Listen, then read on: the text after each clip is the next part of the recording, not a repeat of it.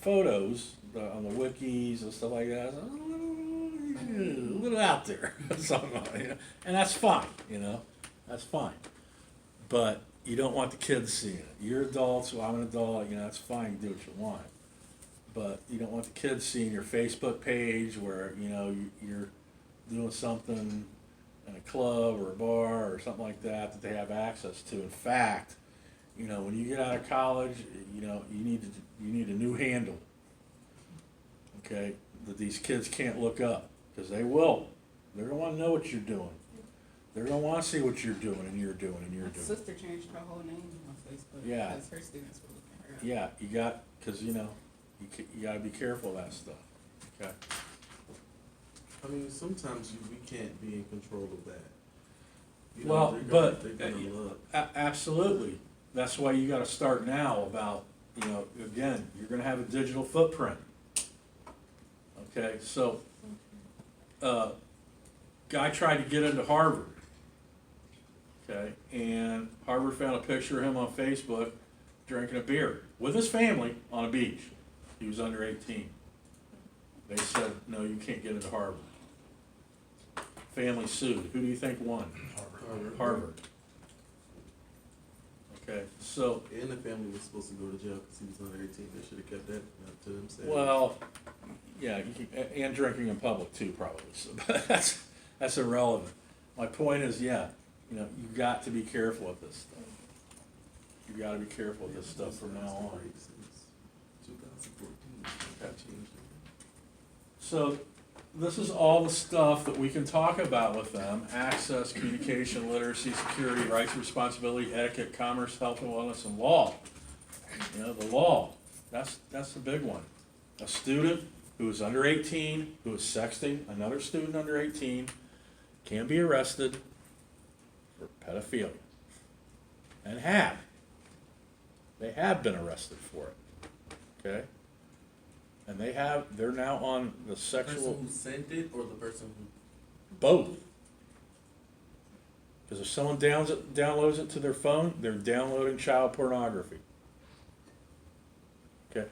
Doesn't happen often, but they do make examples of students. Okay, and you can look it up. It's all right there for you to see.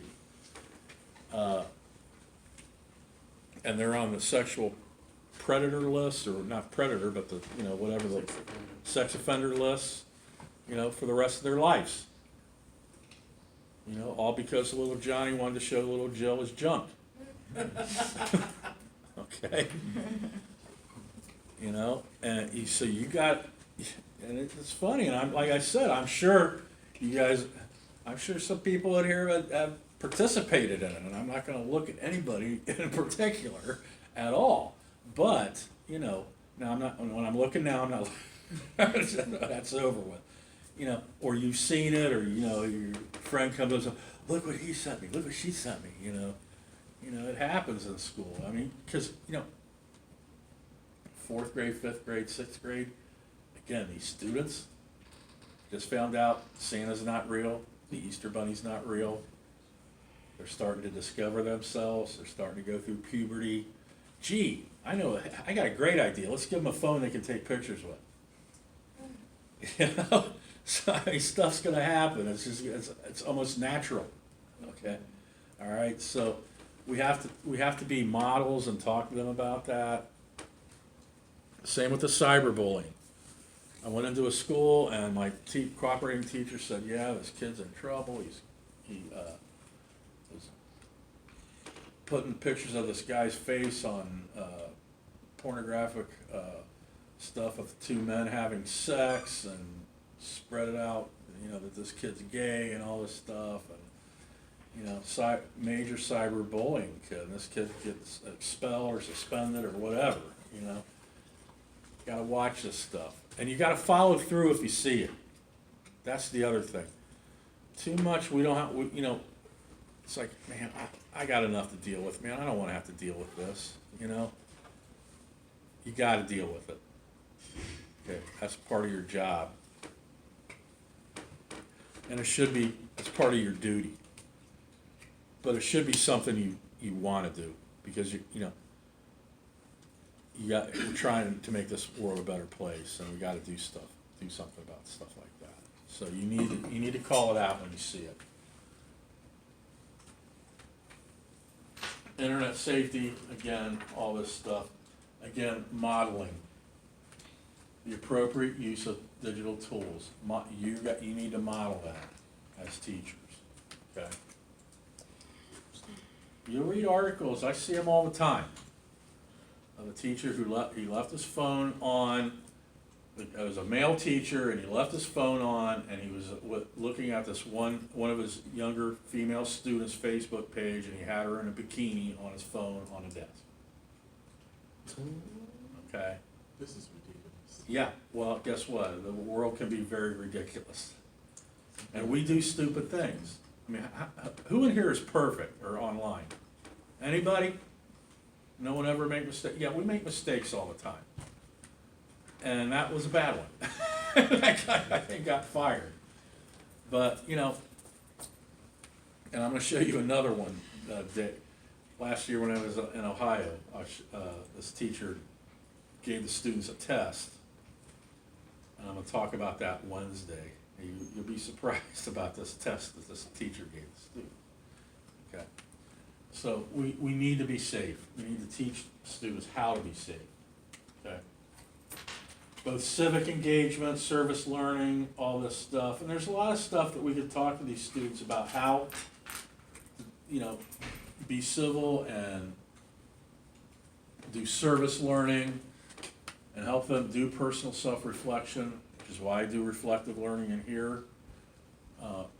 Project documentation, service projects in school and the community, and apps for social change. So Sandra Day O'Connor came up with iCivics. And it's a really good place to send students. It has all, you know, a bunch of money. But they have all kinds of stuff in here about the law. You know, so the student has a question about the law, you go to iCivics. And it's very deep. I can't go through it all right now, but it's very deep stuff as far as content. There's a ton of stuff in here, and there's a ton of stuff for you as an educator. And you don't need to just be a teacher of civics or history or social sciences to use something like this. To use it in every aspect of teaching. Well, was that it? No way. That was it. Okay. So, for my students online, you're going to have the learning styles assessment thing. And for you guys, we'll do it on Wednesday. You need to be here because it's kind of a little dinky mini lecture, but then we're going to talk about what you need to do. Okay, so you missed this one too. I'm not going to videotape it like I did the last one. But for those that weren't here, had everything laid out for you in the video. Not going to do that this time. So that's that. Okay.